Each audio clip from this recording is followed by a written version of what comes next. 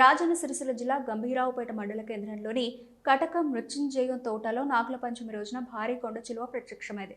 తోటలో కూలీలు పనులు చేస్తూ ఉండగా సుమారు 8 అడుగుల పొడవైన కొండ చిలువ కనిపించడంతో వెంటనే అటవీ అధికారులకు సమాచారం అందించారు. సంఘటనా స్థలానికి చేరుకున్న అటవీ అధికారులు కొండ చిలువను సురక్షితంగా బంధించి అడవిలో వదిలేందుకు తీసుకెళ్లారు. పాములు కనిపించినప్పుడు వాటిని చంపకుండా వెంటనే అటవీ శాఖ అధికారులకు సమాచారం అందించాలని అధికారులు సూచించారు.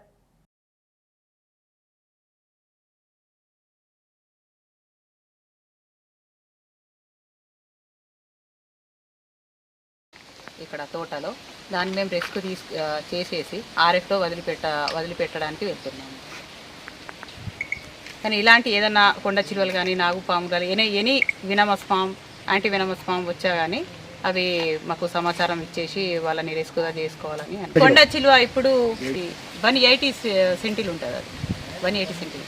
ఇది ప్రమాదకరమైన లేదు, ఇది ప్రమాదకరం అని అంటే ఇది వెనమస్ కాదు, యాంటీ వెనమస్. ఇది నాన్ వెనమస్.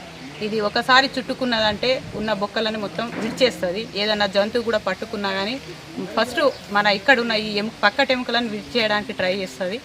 మళ్ళీ చిన్న చిన్న క్యాటిల్స్ కానీ గొర్రెలు మేకలు ఏది వచ్చినా కానీ ఫస్ట్ దాన్ని మింగడానికి ట్రై చేస్తుంది. దాని ఎలాస్టిక్ అనేది పెరుగుతూ ఉంటుంది. దాని మూతిది ఎలాస్టిక్ పెరుగుతుంది. ఒక మేకను కూడా తినే కెపాసిటీ దానికి ఉంటుంది అన్నట్టు కొండ చిలువ.